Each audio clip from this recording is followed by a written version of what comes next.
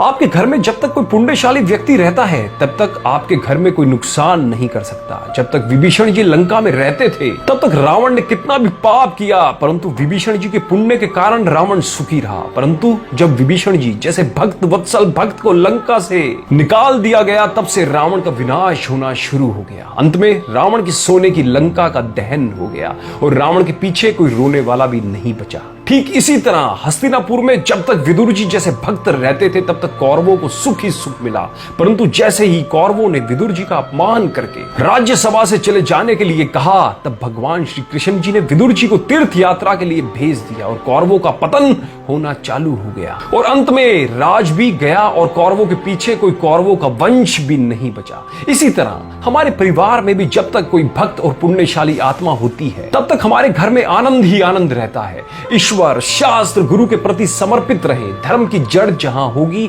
वहां अशुभ कर्म आने से डरेंगे। कभी किसी का अपमान मत करिए, क्योंकि अपमान का घाव कभी नहीं भरता। हो सकता है आज आप जिसका अपमान कर रहे हैं कल उसी के सामने आपको झुकना पड़े। कर्मों का खेल भी निराला है, जो जैसा बोता है उसे वैसा ही काटना पड़ता है। आज दौलत या फिर ताकत के नशे में किसी का अपमान कर दिया तो क्या वह कर्म कभी पीछा छोड़ेंगे? हो सकता है आपकी धन संपदा सब कुछ उसी व्यक्ति के भाग्य से हो। कौन जानता है कि कौन किसके भाग्य का खाता है। कर्म कभी पीछा नहीं छोड़ते। भीष्म पितामह जैसे महाज्ञानी को भी भगवान से पूछना पड़ा कि उनके कौन से कर्म के कारण आज वे बाणों की शैया पर लेटे हैं। भगवान ने उन्हें बहुत ही सुंदर जवाब दिया कि कर्मों की गति बहुत गहरी है, इसलिए बहुत सोच समझ कर करिए। उनका अपराध था कि वह अन्याय को मूक दर्शक बनकर देखते रहे।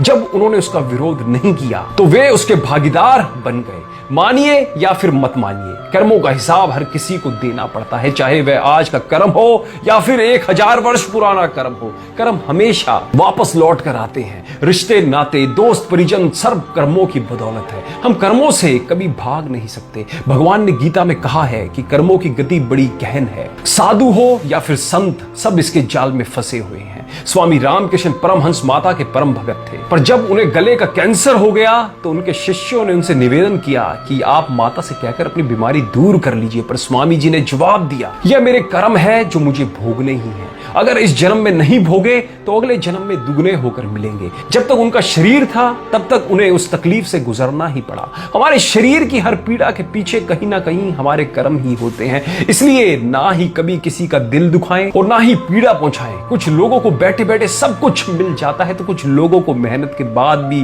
कुछ नहीं मिलता। एक मजदूर दिन भर मेहनत करके 400-500 रुपए ही कमा पाता है, तो वहीं एक अमीर आदमी पलंग पर बैठे बैठे दिन भर में लाखों रुपए कमा लेता है। कर्मों का प्रभाव ऐसा होता है कि जितना भी भोगने की कोशिश करिए वह आपको पकड़ ही लेगा। इसलिए अच्छा करिए तो बदले में अच्छा